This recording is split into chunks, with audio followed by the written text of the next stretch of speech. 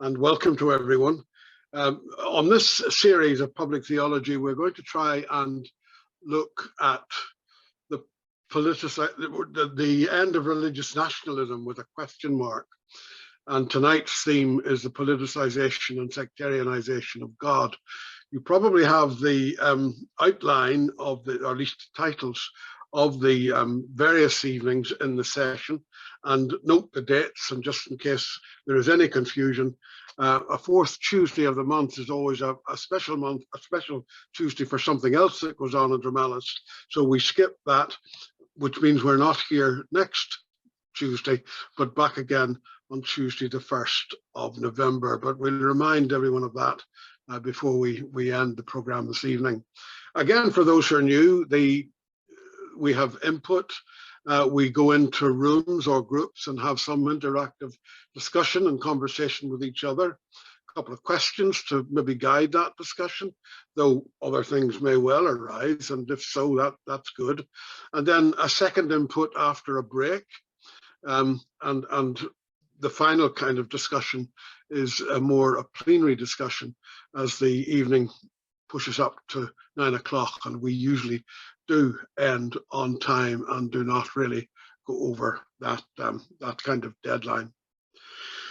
So public theology at Drumalis is a program now that's been going for some time. It began in early 2018, and the first series set out what doing public theology might mean. This is a little reminder before we get into tonight's theme.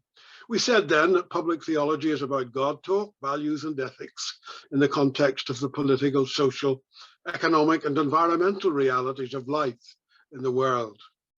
Public theology is publicly applied social ethics, the faith community making its voice known with all the other voices in the public square. And it's not just local, but global in its engagement. In 2018, we were acknowledging a world we had not been in before, post-Christendom, post-Western, post-secular, of major geopolitical shifts, a globalized world of globalized faiths. Well, that was a little over 4 years ago. The world has changed again. We've had the COVID pandemic. The virus is still globally active. We're living through the mess, I suppose, of Brexit, which was supposed to be oven ready and done, but which may never be done. And politics in the UK, with the governance of the Conservative Party, has little credibility or moral authority. We've lived through the end of perhaps the worst British Prime Minister in history, the shortest premiership ever, and that may well be about to be broken. And we have the broken politics of Northern Ireland, with democracy in the whole of the United Kingdom seriously deficient and being hollowed out. There is the war in Ukraine, illegal and totally immoral, which has at the same time exposed the hypocrisy and moral deficit of the Atlantic Western politics. Russia's war in Ukraine has radically disturbed the world order, and geopolitical relationships will require a resetting, something of a new world order. We have an unprecedented cost of living crisis, growing levels of poverty, and a widening inequality gap. And as human beings, we are burning the planet. And the big powers are falling short and are either reluctant or impotent when it comes to dealing with the environmental crisis, even more of a crisis now than it was in 2018. The Irish School of Ecumenics project Is There a Common Good, led by my colleague, Dr. Cathy Higgins, has now entered into its third and final phase of civic conversations. A telling observation was made by a participant earlier in 2022.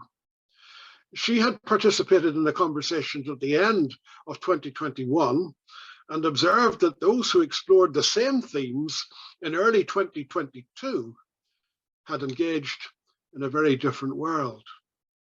From the end of December 21 and the beginning of February 22, the world had changed.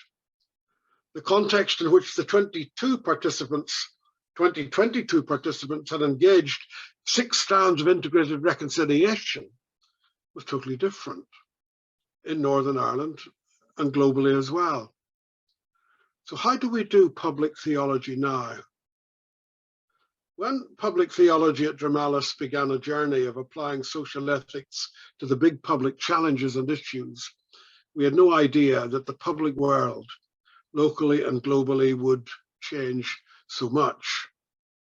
So applying social ethics and values is perhaps a greater challenge now than it was in 2018.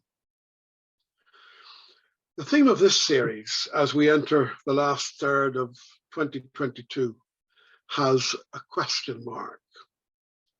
Whether we come from a faith perspective or a human perspective, and we need to question that dualism, perhaps we all need to live with questions. So the end of religious nationalism. Have we reached a point in our world where religious nationalism has come to an end? Or is it still very much alive in an increasing context of resurgent nationalism? Are we dealing more with secular nationalism? Or with the great irony that in a secular Atlantic Western world, a secular Ireland, religious nationalism has not gone away? In the terrible war in Ukraine, we have Vladimir Putin and Patriarch Kirill of the Russian Orthodox Church, hand in glove. Russia's war has a religious dimension. Putin and Kirill are strong ideological allies. Kirill has given the war his full support and blessing. He sees the war as the defense of divine law against evil. The war in Ukraine is a religious crusade against those who oppose God. Pope Francis has been deeply disturbed by Kirill's stance and has been attempting dialogue and being criticized for it. But how can a spiritual and moral leader justify and bless the killing of people who are also of the Christian Orthodox tradition, as well as support the destruction of the environment? Putin himself has quoted the Bible and appeared on television at the Russian Orthodox Easter liturgy with lighted candle and blessing himself while destroying Ukraine, its people and environment. And which part of the Bible did Putin quote as his military blasted Ukraine? He quoted from John's Gospel. Greater love has no man than to lay his life down for his friends. Now we recognize it as used every year on Remembrance Sunday, at the Cenotaph in London, and at many war memorial ceremonies on that second Sunday in November. It is inscribed on many war memorials, often with the cross in the form of a sword.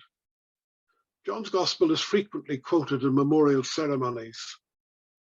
Putin was not doing anything new. But when John, whoever the John was, wrote the Gospel, wrote the fourth Gospel, was he writing for 20th century wars and militarized nationalisms? Read in context, a basic principle of interpretation of the biblical or any text, John was trying to give meaning to the death of Jesus by Roman execution. The use of the text to give meaning to our 20th century wars and militarized nationalisms is, I think, a serious distortion of a biblical text, not only by taking the Johannine text completely out of context, but by filtering through militarized nationalism.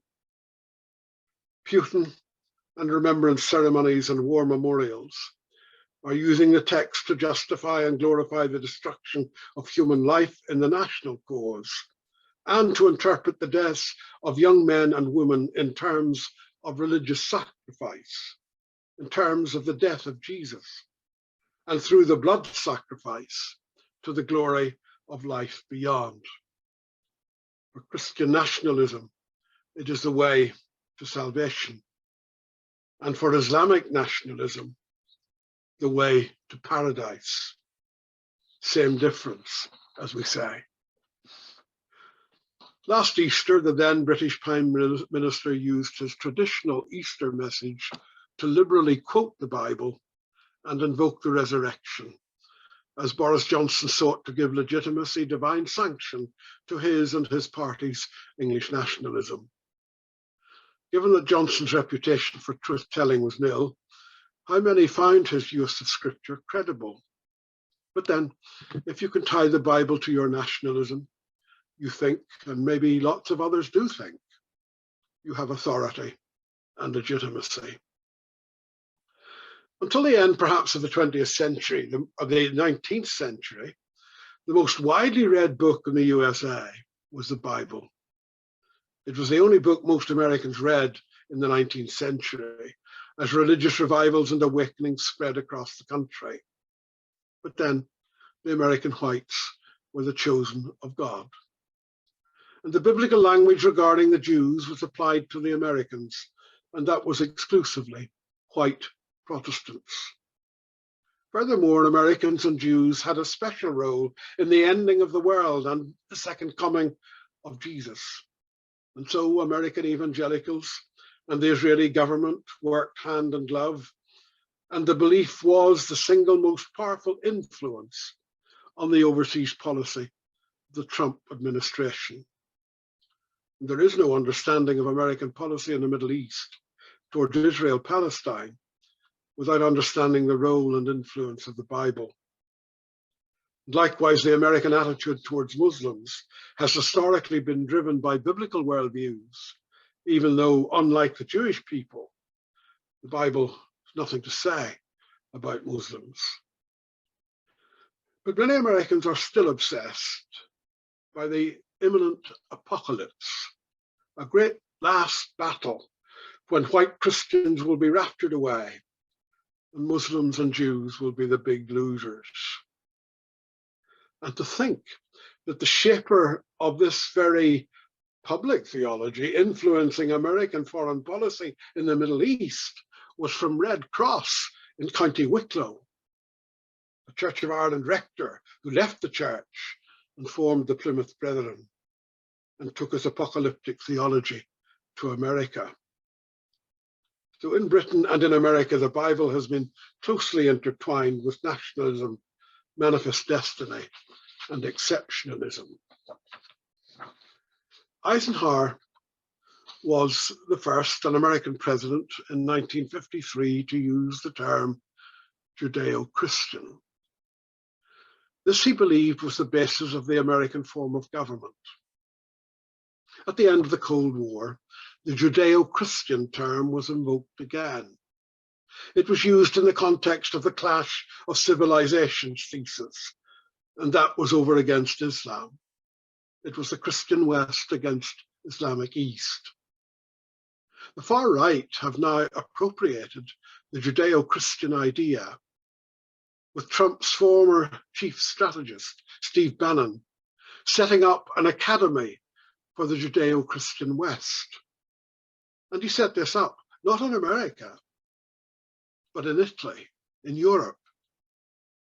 Meanwhile, Nigel Farage urged Europeans to be more courageous in standing up for what he called our Judeo-Christian culture, alleging that a fifth column was operating, one that, quote, is utterly opposed to our values. The anti-Semitic Viktor Orban, leader of Hungary, lays claim publicly to this Judeo-Christian heritage as he builds fences to keep non-Christian, really Muslims, out. So Judeo-Christian is being invoked to exclude Islam, the second largest European religion to Christianity. This is religious nationalism, even supremacist nationalism. And the Judeo-Christian tradition is being invoked even as anti-Semitism increases. It's not just alive in America and Europe. Modi in India, another autocrat, has married Hinduism and Indian nationalism. Hindu nationalism has become dominant in India, creating violence and tensions. Now, how does public theology deal with all of this? There is no neutrality. and a privatized, hyper-spiritualized faith is irrelevant, and maybe even morally bankrupt. With the Judeo-Christian tradition being wedded to excessive nationalism, there is a major challenge to public theology and a public ethic. Silence is not possible, and we will critically look at our Irish and British nationalisms in part 2 of the evening. Loretto, we maybe could go to rooms now and groups, and there are 2 questions that might help discussion. Don't feel bound by them, but what do we make of political leaders invoking religion and quoting religious texts as part of their politics? What are they doing? And the second is the Judeo-Christian tradition being used to support ethnic and religious exclusion and assert supremacist politics? And what should a public theology response be? We've 20 minutes to have a good conversation. Enjoy, and hope you enjoyed that little break. We want to go on and look a little bit more closely now at the politicization and sectarianization of God in Ireland.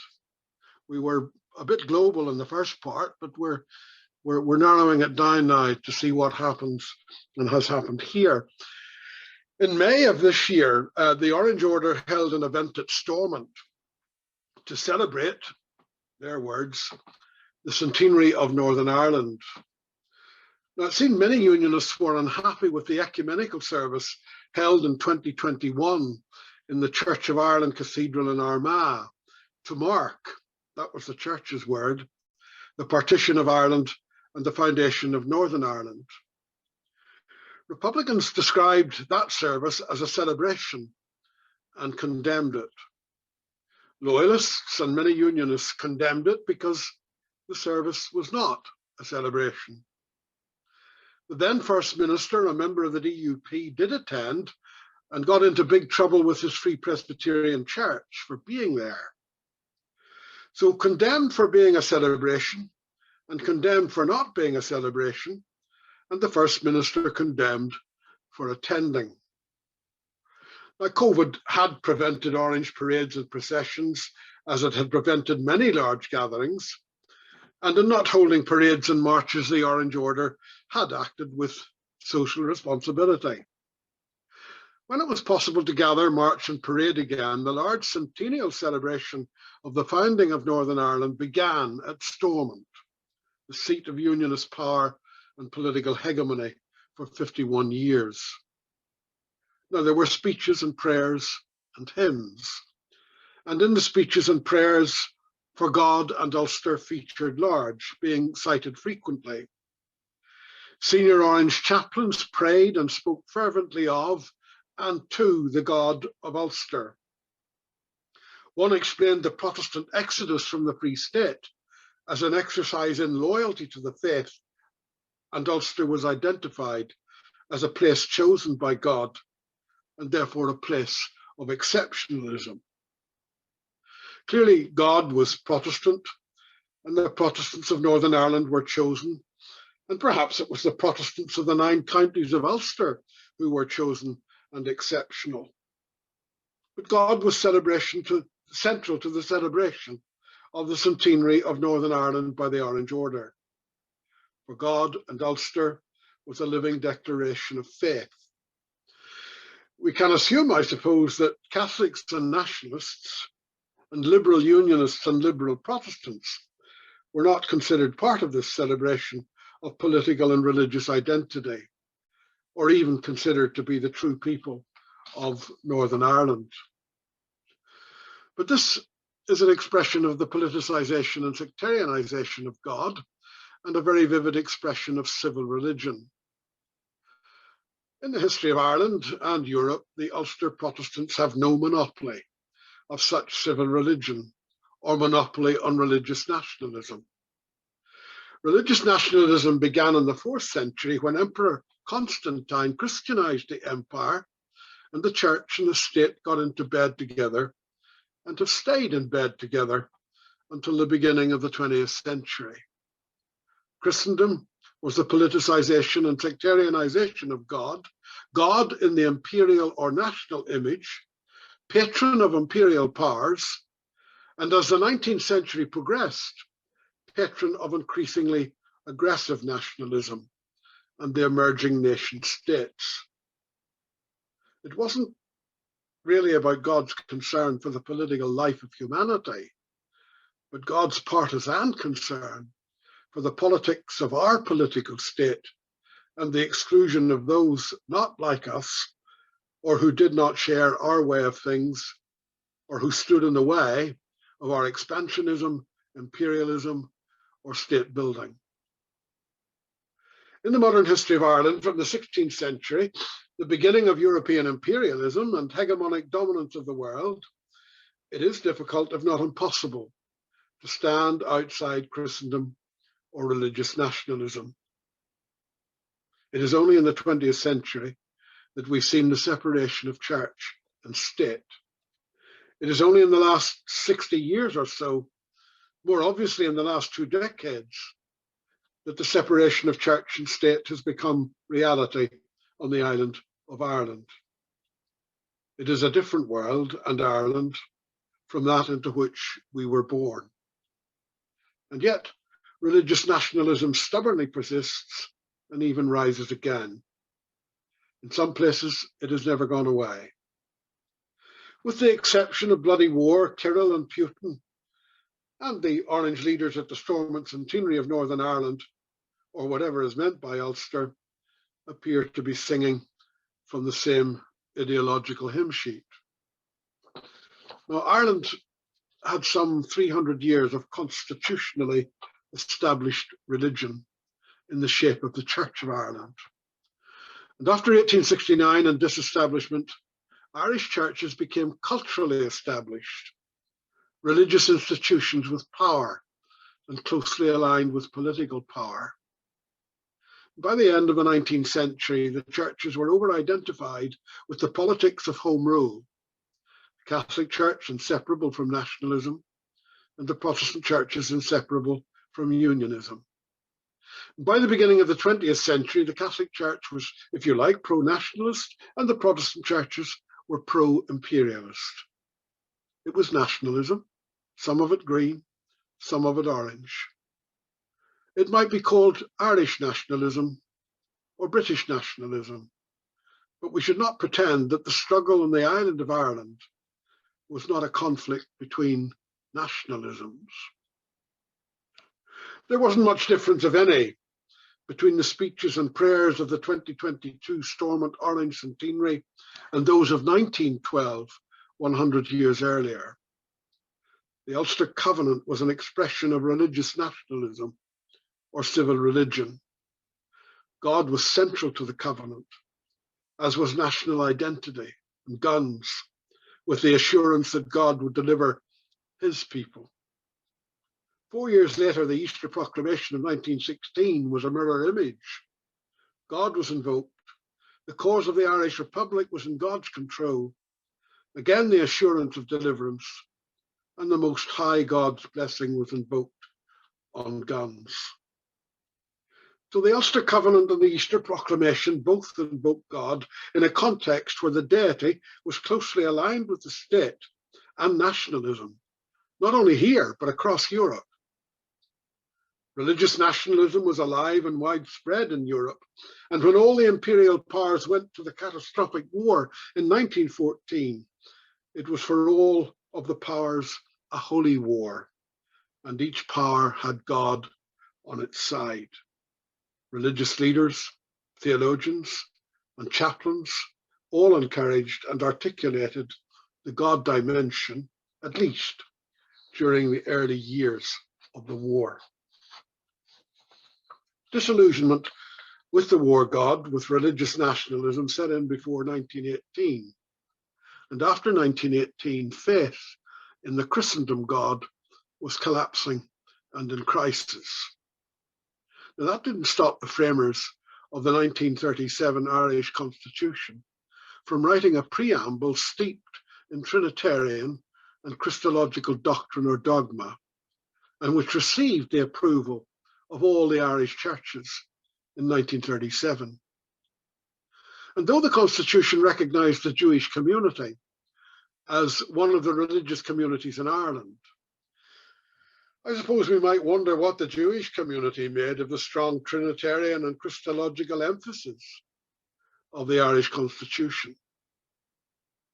Ireland is even more multi-religious in 2022 and much more secular, with separation of church and state. But the preamble to the 1937 Constitution remains intact.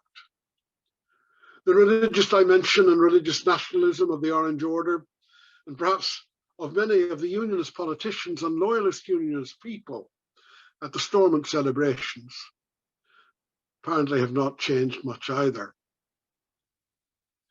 Now, how critical are we of our iconic historical documents in Ireland, steeped as they are in religious nationalism and full-blooded expressions of civil religion?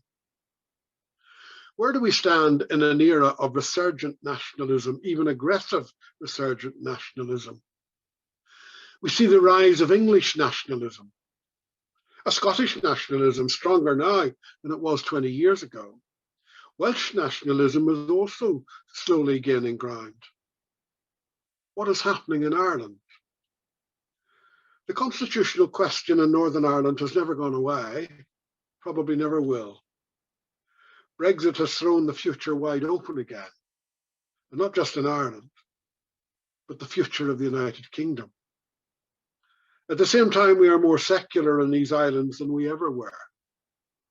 There is a real separation of church and state, though paradoxically, England is more ambivalent with an established church and a constitutional monarch who is head of the church. Where will all of that land in the next decade? Will the 17th century Act of Settlement and a Protestant throne, really meaning an Anglican throne, remain intact? And will the preamble of the Irish Constitution remain intact? Are we at the end of religious nationalism?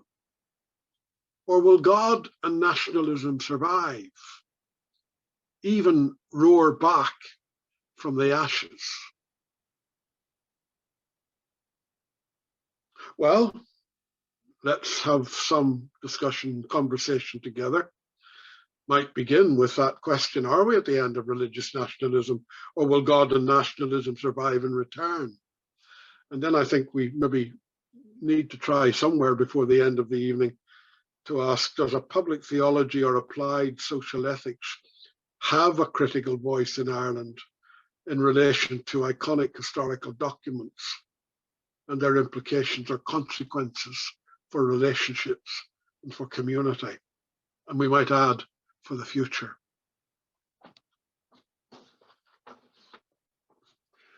Okay. We're not going into rooms, and keep the chat coming.